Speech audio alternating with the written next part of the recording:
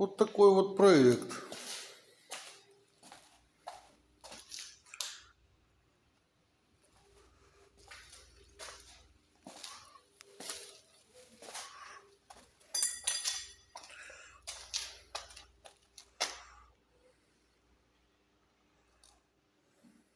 То есть меняется полностью морда до средней стойки и задняя часть автомобиля. Причем элементы, где нанесен ВИН-номер, остаются прежними на месте, никакого криминала.